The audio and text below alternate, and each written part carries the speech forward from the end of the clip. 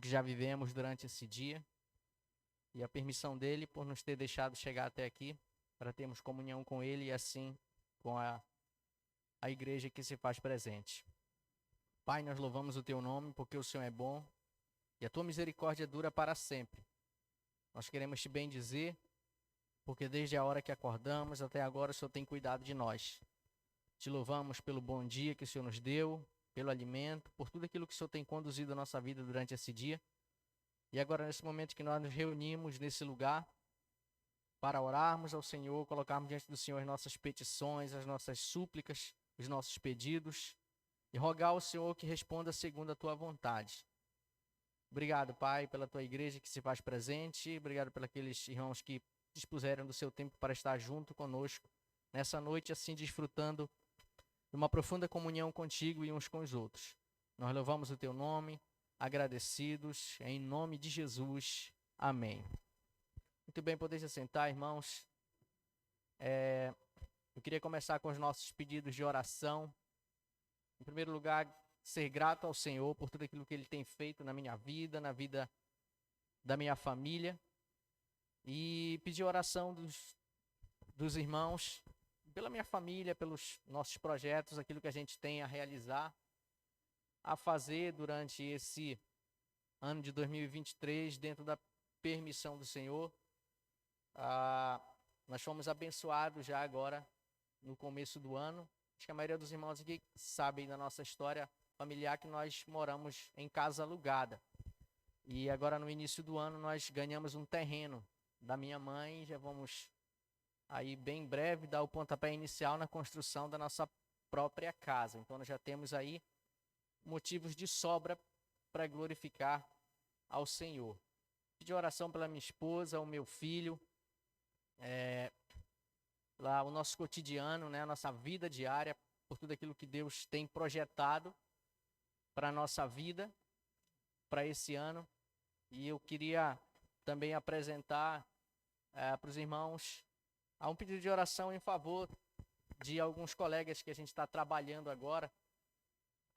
No início do ano nós conseguimos um trabalho a mais, né, com pintura, e lá nesse ambiente que a gente trabalha é um ambiente assim um pouco complicado, não no sentido de confusão não, mas o pessoal lá, o pessoal trabalha muito lá sobre o domínio de entorpecentes e bebida alcoólica, então é um ambiente assim bem pesado.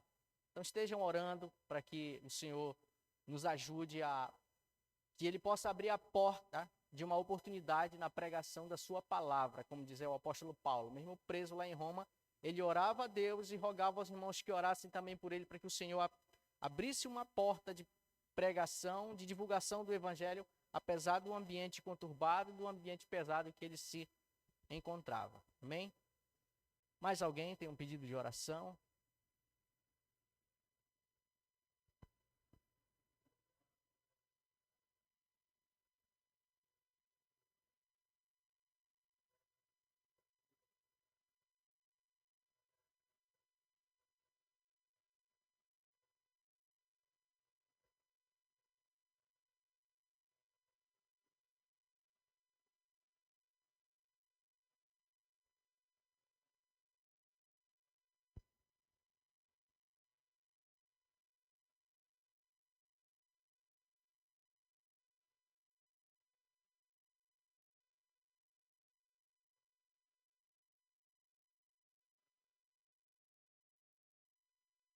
Muito bem, então o pastor Donizete pede oração aí por ele e pelos demais irmãos que vão acompanhá-lo lá no Instituto Beira Rio, né, pastor, nesses dias, que será com certeza de aprendizado para todos eles e juntamente os irmãos que vão estar ali nesses dias no Instituto.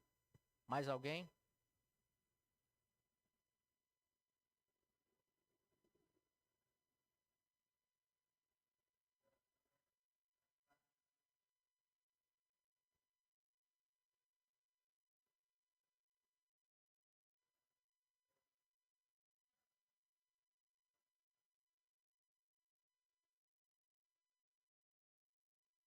Muito bem, então o irmão Magno pede oração por ele e pela sua família. A esposa dele está aí no processo de gestação e o desejo dele é que o Senhor possa continuar abençoando para que a gestação possa correr tudo dentro da normalidade, no período normal em que o Senhor estabeleceu para que a criança possa nascer com toda a segurança. Irmão Odilson? Não. Então, não havendo mais ninguém, irmãos, vamos orar ao Senhor, vamos dobrar o nosso joelho, vamos orar.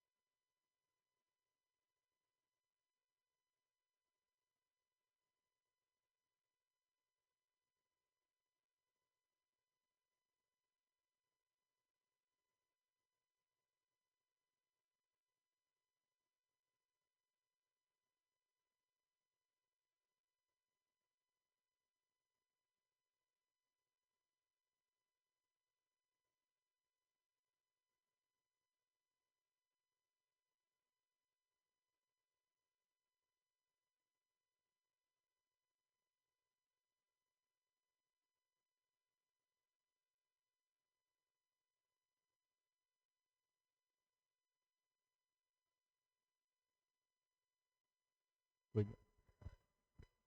Irmãos, eu acredito que se nós dispuséssemos um dia a escrever todos os nossos motivos e objetivos de oração em um caderno, em uma folha de papel, eu acredito que a gente levaria muito tempo escrevendo.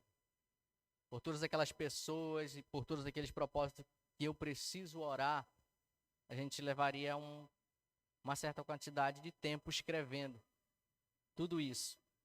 Assim como a gente deve desenvolver uma vida de pregação do Evangelho, uma vida de discipulado, a gente deve também desenvolver uma vida de oração. E o grande fato é que muitas vezes a nossa natureza humana, ela toma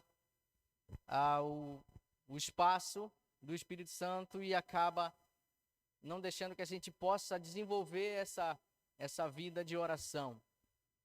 Conta-se a história de um jovem que certa vez ele foi para o seminário e antes dele ir para o seminário, ele levou uma lista bem grande do nome de pessoas, de irmãos, que iriam ajudar ele, que iriam incentivar ele no seminário. E no primeiro ano dele lá no seminário, todas as noites, ele olhava para aqueles nomes, ele pegou os nomes daquelas pessoas que ele levou anotado numa folha de papel e colocou bem assim próximo da cabeceira da cama dele.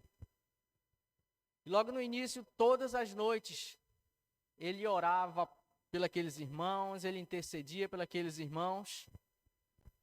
E à medida que o tempo foi passando, havia momentos em que ele chegava lá e orava pela metade daqueles irmãos. Já não conseguia mais orar pela outra metade, porque o cansaço, o sono, o desânimo batia e ele não orava mais. Por um período de tempo, quando ele ia orar pelos irmãos, ele já não orava nem pela metade. E assim o tempo foi passando, chegou um momento em que ele só olhava para a folha e dizia: Senhor, abençoa esses irmãos. Ele perdeu a prática de desenvolver a oração, a intercessão por aquelas pessoas. E algumas vezes, infelizmente, isso acaba acontecendo na vida cristã. O passar dos dias, o movimento do tempo, os nossos afazeres, as nossas tarefas acabam nos atrapalhando em desenvolver uma vida de oração. Mas a grande verdade é que a gente precisa apresentar diante de Deus os nossos pedidos, as nossas súplicas e as nossas intercessões.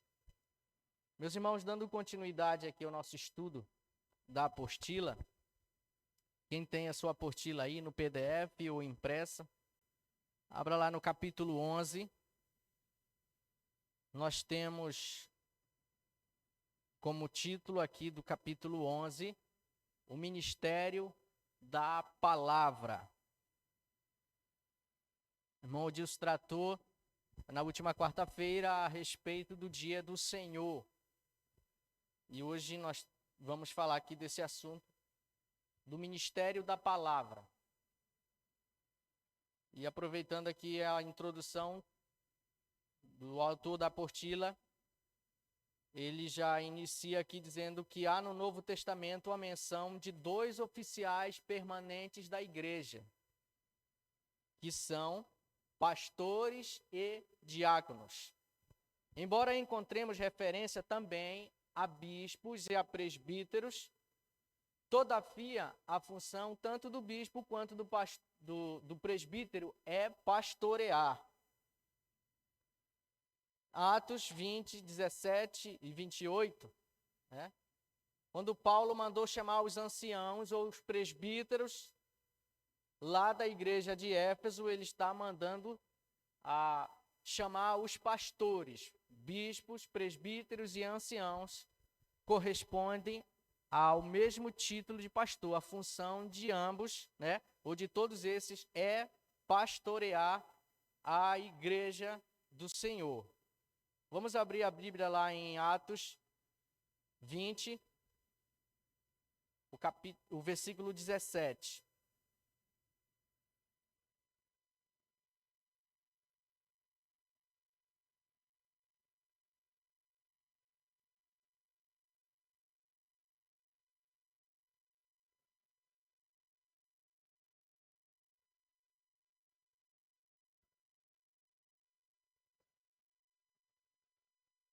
Atos capítulo 20, o verso 17, o apóstolo Lucas escreve o seguinte: de Mileto mandou a Éfeso chamar os presbíteros da igreja. Com referência a isso, né, em outra versão você vai encontrar aí anciãos da igreja. A versão que eu tenho aqui trata de presbítero, mas talvez você tenha uma versão aí que vai falar como anciãos. Então fica claro que bispo, presbítero e ancião, eles têm a mesma função, que é pastorear. Não são classes distintas de pessoas no que diz respeito a um escalão dentro da igreja. Não é isso. São apenas palavras diferentes, mas com o mesmo significados. Não há nenhum tipo de base para se dizer que o presbítero ele tem autoridade maior que a do pastor, que o bispo ele tem autoridade maior que a do presbítero, que o ancião tem autoridade maior que todos esses outros citados antes. Não existe referência nenhuma na Bíblia com relação a isso. Mas há um consenso que quando Paulo se expressa aqui em todas essas outras referências que estão citadas aqui na apostila, ele está se referindo a alguém que pastoreia uma igreja, alguém que está à frente de um trabalho, alguém que está liderando uma congregação de irmãos. Então não há base para dizer que o bispo é superior ao presbítero, que o pastor é mais que o bispo ou presbítero. Não. Ambos são a mesma função, só que com nomes diferentes, acredito eu, porque Paulo ele se dirigia a pessoas de regiões diferentes, então cada palavra aqui era tratada de uma forma, tinha um significado nas regiões nas quais ele enviava as cartas. Para falar do ministério da palavra, irmãos, não tem como falar do ministro da palavra. São coisas que andam juntas. O ministério da palavra e o ministro da palavra, o ministro do evangelho. É interessante que a palavra ministério, nos dias de hoje, né, não só nos dias de hoje, mas já há um bom tempo aí na história da igreja, ela tem tomado um significado muito diferente daquilo que realmente daquilo que realmente ela significa. A palavra ministério, ela vem do latim ministerium, e era a função de um servidor. Quando se fala de ministério ou ministro, a gente olha logo para um alto escalão do governo, não é verdade? Alguém que tem uma posição alta, alguém que tem um cargo de alta relevância. E o interessante é que lá na origem dessa palavra, lá no latim, isso era totalmente diferente. O ministro era um servidor e o ministério estava a serviço de uma comunidade, estava a serviço de uma aglomeração de pessoas. Quando a gente fala de ministério aqui no Brasil, por exemplo, do ministro da Educação, ministro da Economia, a gente entende que são pessoas de um alto escalão de um governo. O ministro da Educação, apesar que eu vi um vídeo dele esses dias no YouTube, né, que na contabilidade dele, 8 mais 4 são 11, mas enfim, ele é o ministro da Educação. Então a gente pensa logo num alto escalão. Então essa palavra ela tomou um sentido diferente. Ministro, né? O ministro ele é um servo. O ministro da palavra ele é um servo da palavra. Ele é um servidor da palavra. Ele é alguém que está a serviço da palavra. Está a serviço do evangelho. Com relação a isso, a Convenção Batista Brasileira ela tem a seguinte definição: quanto ao exercício do ministério pastoral, o ideal apresentado no Novo Testamento está resumido nessa declaração. O ministro da palavra deve dedicar-se totalmente à obra para a qual foi chamado, dependendo em tudo do próprio Deus. O pregador do evangelho vive do evangelho. O ministro do evangelho, ele está a serviço do evangelho, ele está a serviço da palavra. Então ele deve viver do evangelho, ele deve viver da pregação do Evangelho. Infelizmente, isso tomou um outro rumo, isso tomou uma outra proporção diferente. Há muitos servidores da palavra, há muitas pessoas que têm esse título, mas que conseguiram fazer riqueza, fazer fama através da palavra, pregando a palavra. E a Bíblia Sagrada ela não dispõe dessa categoria de alguém que vá fazer da palavra um comércio. Embora o próprio Jesus advertiu os discípulos que fariam comércio deles. O evangelho chegaria ao ponto em que ele seria feito de comércio. E essa é uma realidade que a gente vê hoje. Isso tudo porque perdeu-se o sentido do que é ser um ministro da palavra, do que é ser um servidor da palavra. O que é ser alguém realmente apegado à palavra. O apóstolo Paulo, ele nos trouxe algumas características, nos apresenta algumas características dentro da Escritura do que é o ministério da palavra e o que é ser um ministro da palavra, um servidor da palavra. Vamos abrir a Bíblia aí lá em 2 Timóteo, o capítulo 4. Lá no capítulo 4, a partir do verso 1.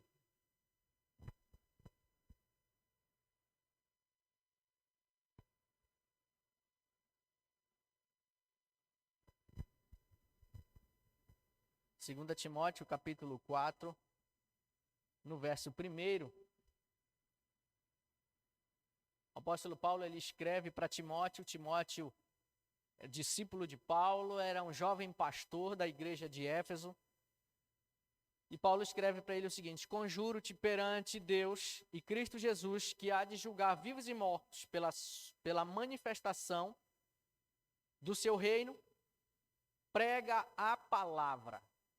Insta, quer seja oportuno, quer não, corrige, repreende, exorta com toda longanimidade e doutrina. Até aqui, o verso 2, a leitura. Então, olha aqui a visão do apóstolo Paulo no que diz respeito ao ministro da palavra, aquele que é servidor da palavra, ele deve pregar a palavra. O apóstolo Paulo começa dizendo: conjuro-te, né, perante Deus e Cristo Jesus, que ele vem julgar os vivos e os mortos pela manifestação do seu reino, que você, Timóteo, pregue a palavra. Pregue a palavra. Por que Paulo está passando essa orientação para Timóteo? Porque já lá no primeiro século da igreja, havia muitos que se intitulavam ministros do evangelho, servos da palavra, mas que estavam pregando outra coisa, que não tinha nada a ver com o evangelho, que não tinha nada a ver com a palavra. Filosofias humanas, ideias humanas, e que eles usavam a Escritura Sagrada, embora eles não tivessem uma Bíblia que nem essa aqui que eu e você temos na mão, eles usavam a Escritura Sagrada para basear as ideias filosóficas deles. Eles não baseavam a pregação na Escritura, mas eles baseavam a Escritura na pregação. São coisas totalmente diferentes. O sermão, ele emana do texto, ele vem do texto. Eu não posso introduzir um sermão dentro de um texto, ou seja, fazer o texto dizer aquilo que o texto não diz. E essa é uma realidade presente nos nossos dias. Eu convido você nessa semana a fazer o seguinte desafio. Se você observar dos pregadores aí da atualidade, 10, observa só uns 10. Dos grandes nomes que estão no YouTube, que estão nos aplicativos de devocional, desses camaradas aí que aparecem no Facebook pregando, de 10, 7 deles não abrem a Bíblia Sagrada para ler um texto. Eles somente pregam, eles somente ensinam filosofias humanas, ideias humanas, que arrancam aplausos da plateia, que arrancam elogios de quem os ouve, de quem os assiste. São filosofias humanas, puramente humanas. Eu observei uma determinada pregadora que está fazendo um sucesso tremendo na internet. Ela não abre a Bíblia um só minuto para pregar. Ela simplesmente usa as filosofias dela, aquilo que ela entende, como é que um cristão deve agir e reagir, e usa o texto sagrado para basear as ideias dela. Esse era um problema lá no primeiro século, tem sido um problema na história da igreja e é um problema nos dias de hoje, irmãos. Inverteu-se o papel. O ministro da palavra, o propósito é que ele seja um servo da palavra. Mas as coisas nos dias de hoje, elas estão invertidas. A palavra tem sido servas de pessoas que pregam a palavra. O camarada lança uma ideia, ele lança uma filosofia e usa a escritura sagrada para basear aquela ideia. Esse é um problema que a gente vive nos dias de hoje. O evangelho ele tem sido usado para basear filosofias humanas. E quando isso acontece, o evangelho ele não vai produzir o efeito que ele foi estabelecido para fazer. O objetivo do evangelho é que vidas sejam salvas através do evangelho. Paulo deixa bem claro isso lá, quando ele escreve para os romanos. Né? Capítulo 1, verso 16, ele diz: eu não me envergonho do evangelho, porque ele é o poder de Deus, para a salvação de todo aquele que crê, primeiro do judeu e também do grego. Então, o objetivo do evangelho é levar pessoas a conhecerem a salvação que há em Cristo Jesus. A gente vive em dias em que esse papel se inverteu. Infelizmente, as pessoas usam o evangelho, o camarada funda um movimento, cria uma ideia, cria uma tese e lança isso como se fosse uma verdade absoluta. E tem muita gente aplaudindo, tem muita gente que julga que aquilo de fato mudou, que aquilo de fato transformou a vida dele. É por isso que o próprio Jesus disse o seguinte: naquele dia muitos vão dizer: Senhor, nós pregamos em teu nome, nós expulsamos demônios, nós fizemos uma série de coisas, e o Senhor mesmo vai dizer para eles: olha, se afastem de mim, porque eu não conheço vocês, eu nunca conheci vocês. Uma coisa é ouvir sobre o evangelho, uma coisa é ouvir sobre Deus, outra coisa é experimentar o evangelho que de fato muda, o evangelho que de fato transforma a vida das pessoas. Faça esse desafio durante a semana. Você vai observar que muitas daquelas pessoas que hoje estão fazendo sucesso com o evangelho, que estão sendo colocadas em alta na mídia, eles não pregam o evangelho. Eles simplesmente falam aquilo que agrada a plateia que os está ouvindo. Isso é um fato. O apóstolo Paulo ele diz para Timóteo: prega a palavra, Timóteo, não te preocupa com aquilo que está ao teu redor. Prega a palavra, porque é a palavra que vai surtir efeito na vida do pecador. Por que é a palavra que precisa ser pregada? Volte só um pouquinho aí no capítulo 3, verso 16 e 17. Na mesma carta de Paulo a Timóteo, 2 Timóteo, capítulo 3, verso 16 e 17, o objetivo pelo qual a palavra tem que ser pregada, Paulo fala aqui para Timóteo, ele diz, olha, vou começar aqui do 14, ele diz: tu, porém, permanece naquilo que aprendeste, e que fostes inteirado, sabendo de quem o aprendeste, e que desde a infância sabes as sagradas letras, que podem tornar-te sábio para a salvação pela fé em Cristo Jesus. Toda a Escritura, ela é inspirada por Deus, e ela é útil para o ensino, para a repreensão, para a correção, para a educação na justiça, a fim de que o homem de Deus seja perfeito e perfeitamente habilitado para toda boa obra. Eis a razão pelo qual a palavra precisa ser pregada, pelo qual o evangelho genuíno precisa ser pregado. Voltando aqui no capítulo 4, ele diz: prega a palavra, insta, quer seja oportuno, quer não, corrige, repreende, exorta, com toda a longanimidade e doutrina. Com toda a longanimidade e doutrina. E aí ele diz no verso 3, pois haverá tempo em que não suportarão a sã doutrina. Olha aqui no final do verso 2 e no início do verso 3, o apóstolo Paulo trata do assunto doutrina, do assunto que é fundamental na vida da igreja.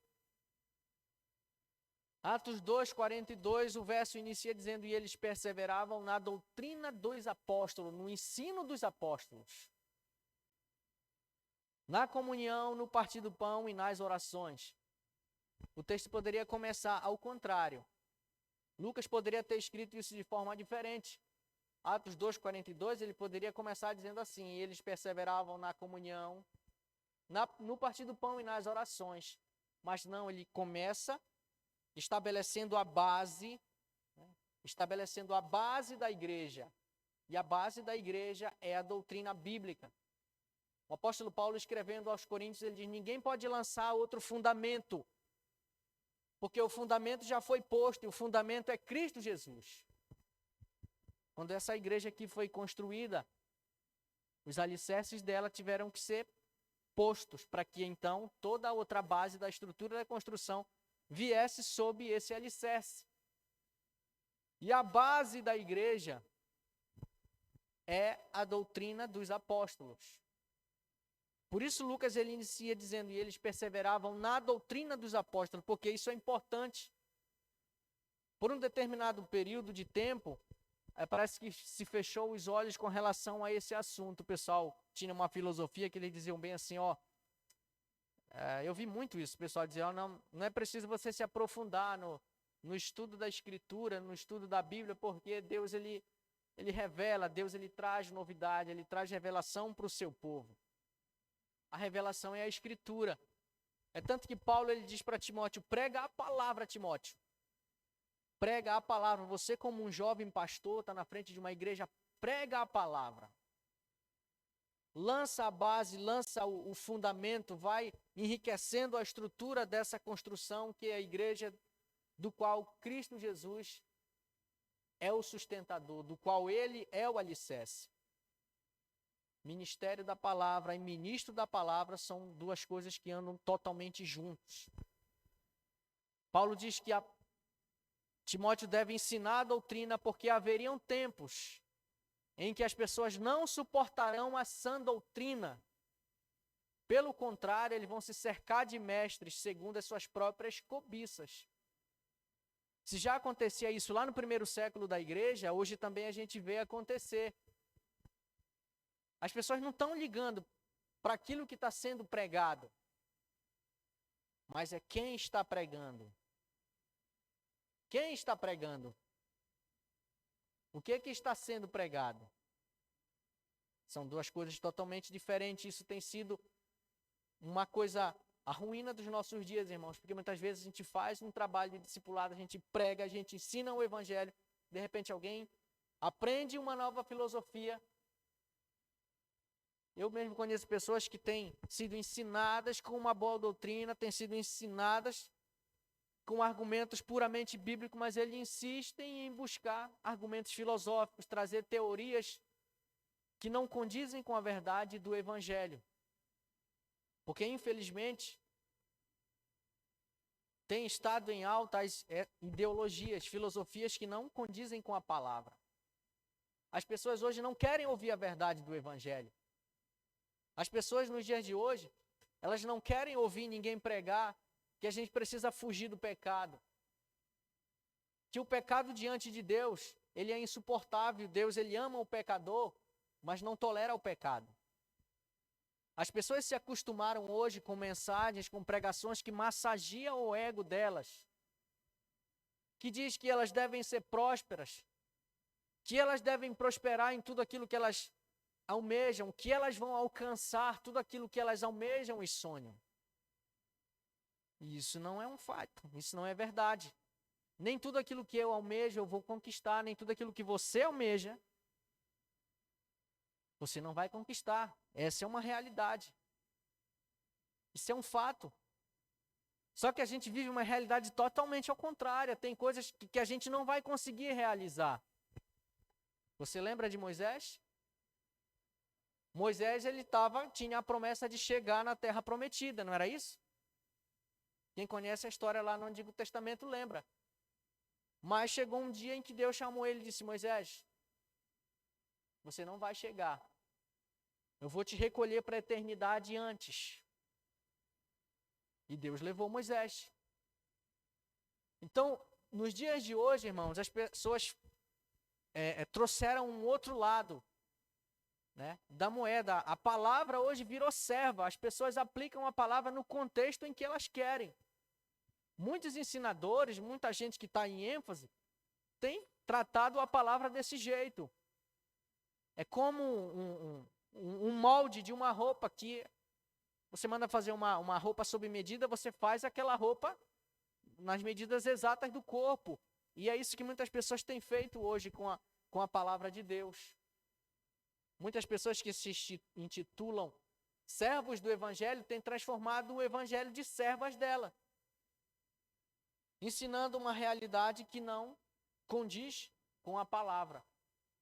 Paulo diz para Timóteo: prega a palavra, né? Ensina a igreja de Éfeso aí a palavra, porque vai chegar um dia que muitas pessoas eles não vão querer ouvir a boa doutrina, eles não vão querer ouvir o ensino da realidade, mas eles vão se cercar de mestres, né? Eles vão se cercar de ensinadores, segundo as suas próprias cobiças.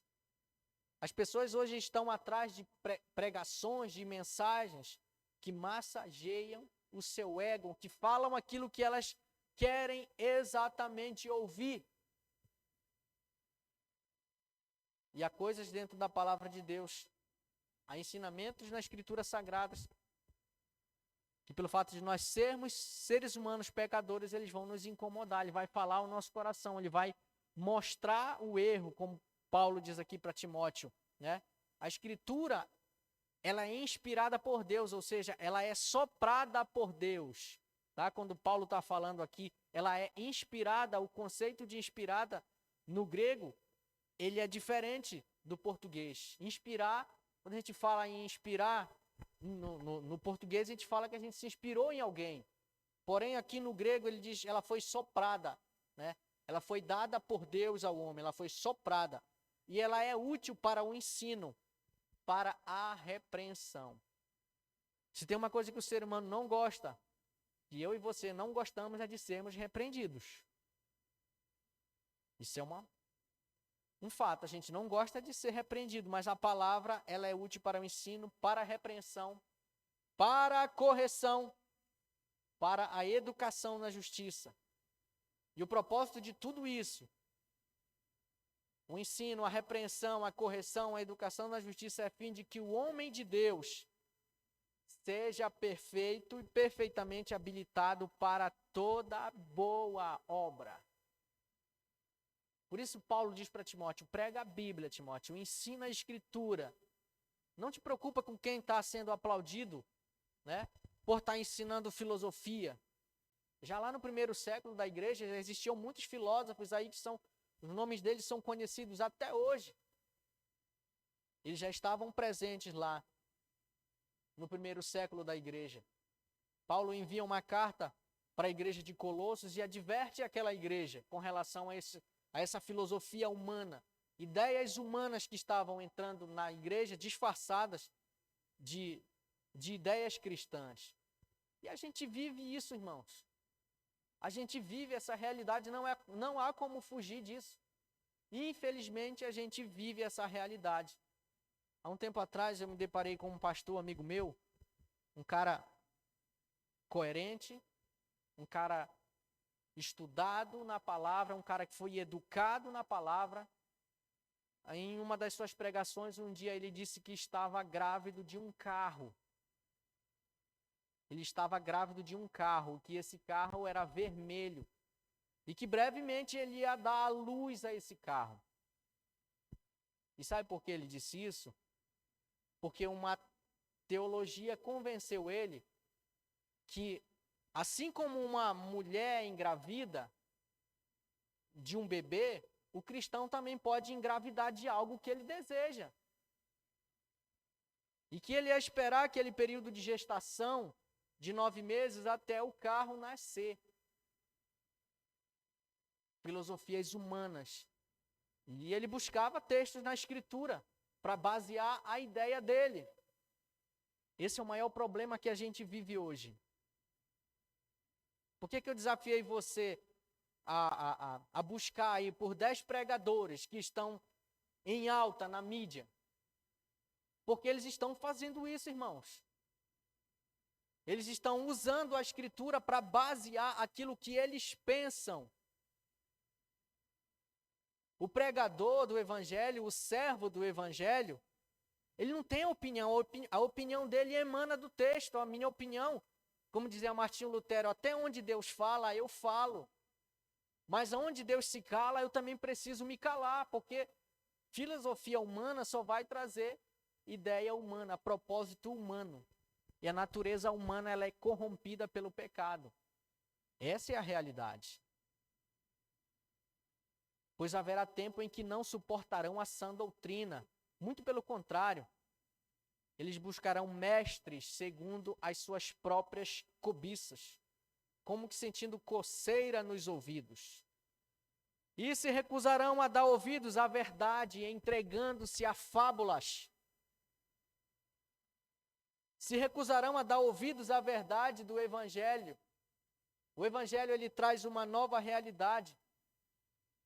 Todas as vezes que a gente participa aqui da Santa Ceia, que simboliza o corpo e o sangue de Jesus, nós estamos anunciando que ali Jesus fez uma nova aliança com o seu povo, que a antiga aliança foi quebrada, ela ficou para trás. Ela era a sombra do novo, ela era a sombra daquilo que haveria de vir. Mas como Paulo está dizendo aqui, que muitos iam se entregar às fábulas, iriam se entregar à realidade do tempo passado. Por que nos dias de hoje o pessoal guarda sábado?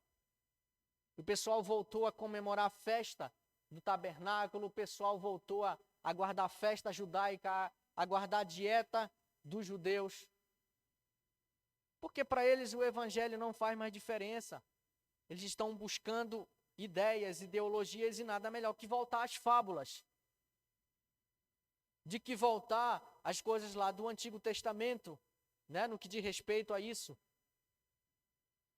Essa é uma realidade, esse é um problema que a gente enfrenta nos dias de hoje. Há um tempo atrás, naquele evento que o pessoal chama de Marcha para Jesus, aqui em Santarém, não sei como é que você chama, mas aqui o pessoal lhe chama de Marcha para Jesus. O pessoal sai correndo na rua com bandeira, né? Aquele carro vai na frente tocando música e o pessoal chama de Marcha para Jesus. Há um tempo atrás o pessoal usava chofar, tocava chofar na Marcha para Jesus. Quem sabe aqui o que é um chofar? Chofar era um instrumento judaico, que lá no passado, no período do Antigo Testamento, o povo usava para chamar a presença de Deus para o meio do seu povo. Quando o povo de Deus estava congregado nos acampamentos, eles usavam o chofar para chamar a presença de Deus para o meio do seu povo. E, infelizmente, nos dias de hoje, o pessoal tem feito isso. Em alguns eventos, como nesse, Marcha para Jesus, o pessoal pega o chofar e começa para chamar a presença do Espírito de Deus para o meio do seu povo. Paulo diz aos Coríntios que nós somos o templo do Espírito Santo, ele habita em nós. Eu preciso de chofar para chamar a presença de Deus? Não, porque agora ele habita em mim. Então o pessoal tem voltado às fábulas, por isso Paulo diz para Timóteo, ensina a palavra, Timóteo, porque vai chegar um tempo que o pessoal não vai ligar para isso aí, eles vão querer voltar para aquilo que já ficou para trás, para aquela realidade que já ficou para trás. Então, o ministério pastoral, irmãos, e o ministério da palavra são coisas que andam junto, não tem como um fugir do outro. São realidades que elas têm que caminhar juntas. Mas a gente vê totalmente ao contrário, né? O significado da palavra ministério tem sido deixado de lado e aqueles que se intitulam ministros do evangelho, o camarada abre a boca em rede nacional para dizer, como ministro do evangelho, eu determino. Que história é essa? Aquilo que Deus quer fazer, Ele vai fazer. Aquilo que Ele não tem intenção de fazer, Ele não vai realizar, porque a vontade é dEle. A palavra não está a serviço do ministro do Evangelho, muito pelo contrário. É o ministro do Evangelho que está a serviço da palavra.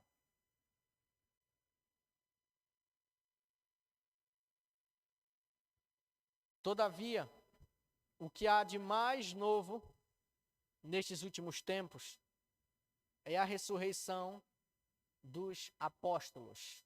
Quem está acompanhando aí na sua apostila, o autor aqui da apostila faz menção a esse assunto, né? Que bispo, presbítero, essas coisas aí têm ficado para trás. O povo ressuscitou aí os apóstolos. Certa vez minha esposa, quando nós estávamos trabalhando em uma determinada congregação, ela chamou uma senhora para dar uma palestra lá para as mulheres, fazendo referência ao Dia Internacional da Mulher. E aí, quando a minha esposa passou a palavra para ela, a minha esposa anunciou, né, que a irmã fulana de tal estava lá para trazer uma palavra. E aí, quando aquela senhora assumiu o microfone, ela disse, eu não sou pastora, eu sou bispa. Eu já estou acima do ministério pastoral, não sou mais pastora. Eu sou bispa. Já estava errado porque a Bíblia não tem base para o ministério pastoral de mulheres, né?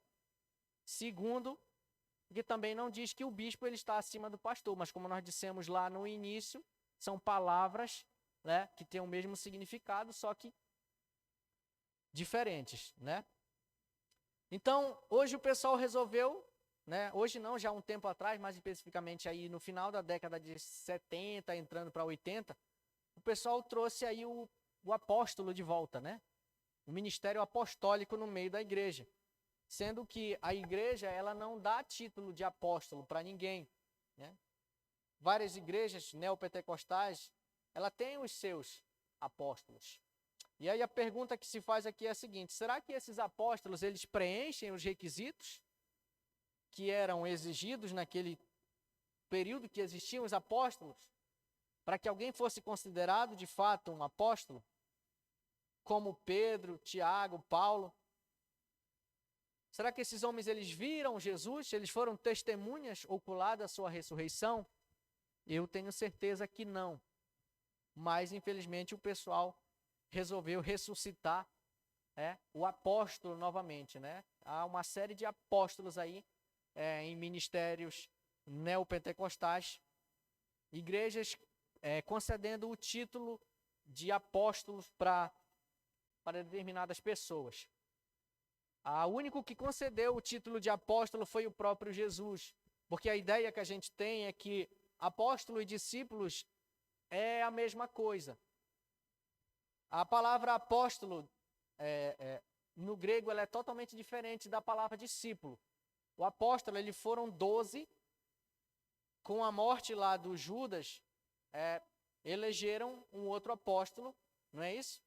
E um tempo depois, você vê no livro de Atos, que Deus chamou o apóstolo Paulo, compondo-se aí um time de 13 apóstolos, né? Mas os que andaram com Jesus, os que viram ele, que foram testemunhas da sua ressurreição, foram somente 11, né? Porque quando Jesus ressuscitou, Judas já estava morto. E Paulo, ele teve, basta você olhar para as cartas dele, sempre o apóstolo Paulo, ele inicia uma carta dizendo: Paulo, apóstolo de Cristo Jesus, pela vontade de Deus. Por que Paulo usa essa expressão, pela vontade de Deus, ou então pela vontade de Deus e de Cristo Jesus? Porque naquela época muitos não consideravam Paulo apóstolo, porque ele não havia visto Jesus pessoalmente. Jesus apareceu para ele numa visão, enquanto ele ia na estrada de Damasco, perseguia alguns cristãos. Então, os apóstolos de hoje, eles não preenchem tais requisitos como os apóstolos que realmente que andaram com Jesus. A palavra apóstolo significa enviado, alguém que foi comissionado pelo próprio Jesus, lá no grego. A palavra discípulo no grego significa aprendiz, é alguém que é um aprendiz de alguém. Então, são palavras totalmente diferentes, apóstolos e discípulos. Nos dias de hoje, nós temos discípulos de Jesus. Eu, você, somos discípulos de Jesus. Porém, apóstolos foram somente aqueles que foram comissionados pessoalmente pelo Senhor Jesus. Apesar de termos a grande comissão, ela é abrangente a toda a igreja. Lá em Mateus 28, a grande comissão ela é para toda a igreja, mas somente aqueles 12 que estavam lá e receberam a grande comissão do próprio Jesus, somente eles podem ser considerados apóstolos. Nós somos todos discípulos. Será que auto-intitular-se apóstolo não seria um meio de dizer? Pastor é alguém que pode se contentar em dirigir igreja, e isso é pouco, né? Parece que os que se dizem apóstolo usam o termo como um eufemismo, né? Palavra utilizada, eufemismo, palavra utilizada para suavizar o sentido de uma mais forte e contundente em lugar de infalíveis, né? Então, no contexto aí, apóstolo, ser pastor, ser presbítero, ser bispo, é algo não tão relevante. O interessante é ser apóstolo. Então, o pastor, ele é ministro da palavra, ele precisa pregar a palavra, e a palavra vai fazer o efeito que ela foi designada para fazer. Nenhum pregador do evangelho, nenhum ministro do evangelho, que significa servo do evangelho, ele pode se dar ao luxo de levar as pessoas a crerem numa verdade que não existe. É por isso que muitos naquele dia vão dizer: Senhor, nós fizemos muitas coisas no teu nome. Mas Jesus vai dizer: eu não conheço vocês. Tudo porque confiaram numa verdade falsa, num falso evangelho, numa falsa mensagem, que não é a do evangelho genuíno. A outra coisa que o autor da apostila trata aqui no nosso estudo é do ministério diaconal, ou os diáconos, né? Quanto aos diáconos, a maioria dos estudiosos do Novo Testamento vê a origem dos diáconos lá em Atos 6, de versículos 1 ao 6, quando surge uma necessidade no meio da igreja. A igreja estava em ascensão, a igreja estava crescendo.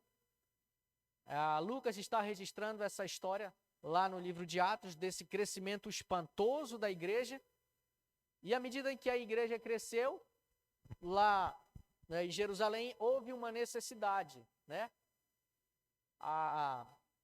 As viúvas e os órfãos e necessitados, elas estavam tendo dificuldade no que diz respeito à alimentação, no que diz respeito à divisão da coleta feita pelos apóstolos. Uns estavam ficando sem, enquanto outros estavam levando demais. Era basicamente isso. E aí, os discípulos disseram, né, entraram num consenso lá entre si, você pode olhar lá no texto, e eles disseram que fossem escolhidos, né, homens, né, e eles tratam lá das qualificações desses homens. Vamos abrir lá em Atos capítulo 6. Atos capítulo 6, versículos de 1 a 6.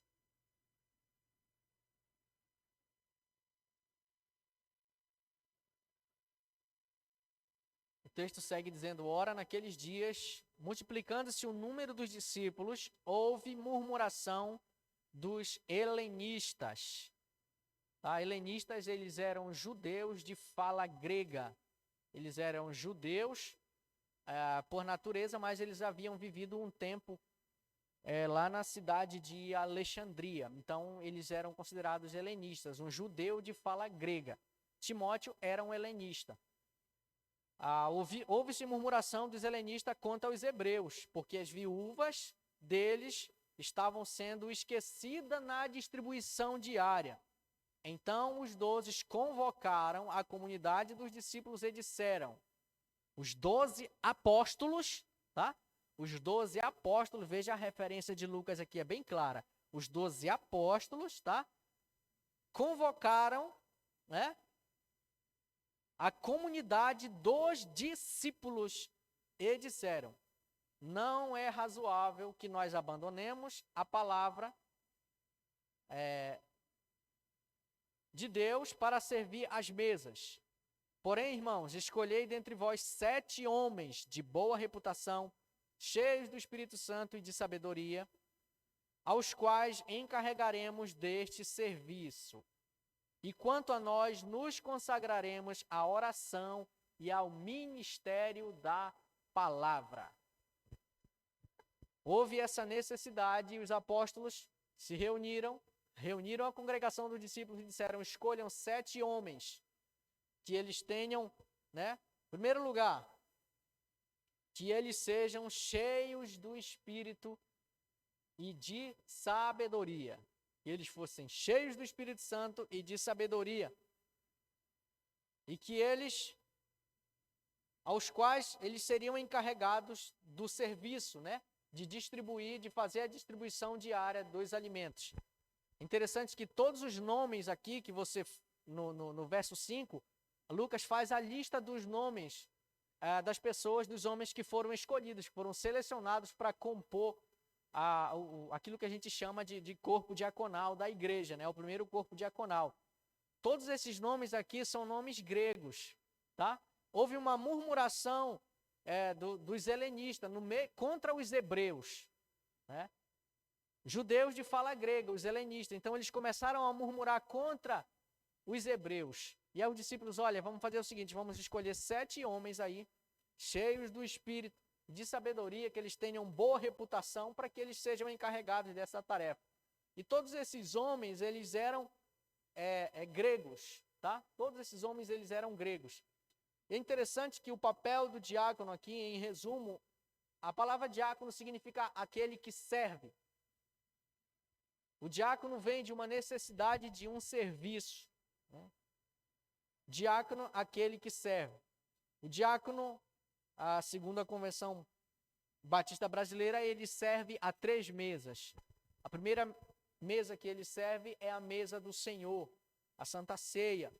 Embora não tenha uma referência no Novo Testamento com relação a isso, chega-se a esse consenso, a esse entendimento, que não significa que são só os diáconos que vão. A gente tem experimentado isso aqui. Não são só os diáconos que, na hora da Santa Ceia, fazem a distribuição dos alimentos, do pão e do vinho. Eu já vi o pastor encarregar outros irmãos aqui, não é isso, Jones? De fazer a distribuição dos elementos. Mas há movimentos, há igrejas em que ninguém, além dos diáconos, tem essa tarefa. Ninguém pode realizar essa tarefa se o camarada não for diácono. Por exemplo, quando o ministério está tocando, quando está sendo feita a distribuição dos elementos, e aí quem distribuiu, ele deixa o pão e o vinho na mão de algum dos integrantes do Ministério de Louvor. E aí ele faz essa distribuição. Mas eu conheço ministérios que essa realidade não existe. Não pode ser distribuída por um membro do Ministério de Louvor. Tem que ir lá um diácono ou o próprio pastor e fazer a distribuição desses elementos. A Bíblia não fala disso. A Bíblia não diz que só tem que ser diácono ou tem que ser o pastor. Ela diz que nós temos que participar dignamente do pão, que simboliza o corpo, e participar dignamente do vinho, que simboliza o sangue de Cristo que foi derramado em nosso favor na cruz do Calvário.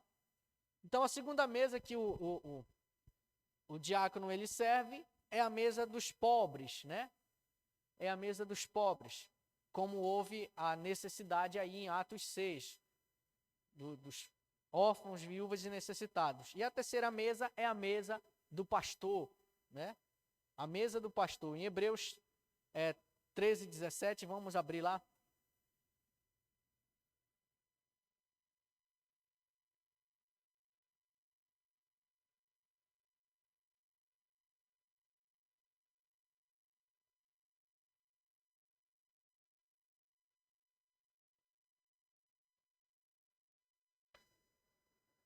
Em Hebreus 13, 17, o autor escreve o seguinte: obedecei aos vossos guias e sede submissos para com eles, pois velam por vossa alma, como quem deve prestar contas, para que façam isto com alegria e não gemendo, porque isto não aproveita a vós outros. A ideia aqui que o autor do texto quer passar é que o corpo diaconal da igreja, os diáconos, geralmente o pastor ele não vai expor diante da igreja a uma necessidade que ele está tendo, seja em qualquer nível, mas geralmente se compartilha com os diáconos da igreja e os diáconos têm essa responsabilidade de auxiliar o pastor nessa dificuldade e, havendo necessidade, passar para a igreja essa necessidade para que esse problema seja resolvido, essa dificuldade seja vencida. Então, esse é o papel do diácono, né? Diácono é aquele que serve, ele é um servidor. A exemplo do pastor que é servo do evangelho, o diácono também é servo. Já vi casos em que, infelizmente, os diáconos são responsáveis por toda a igreja, né? O pastor fica somente como alguém que tem uma responsabilidade maior, mas quem manda de fato na igreja é o corpo diaconal, porque na filosofia, no entendimento deles, eles foram eleitos exatamente para isso. Biblicamente não há essa referência de que os diáconos eles têm uma responsabilidade acima do pastor da igreja, acima da liderança da igreja. Então, é preciso esse entendimento, irmãos, com relação a esses assuntos. Esses são assuntos de fundamental importância. São assuntos que desde o primeiro século da igreja, ao longo da história da igreja, isso tem sido vivenciado. A igreja muitas vezes tem sofrido danos. Quando eu falo igreja, eu falo num contexto geral de igreja.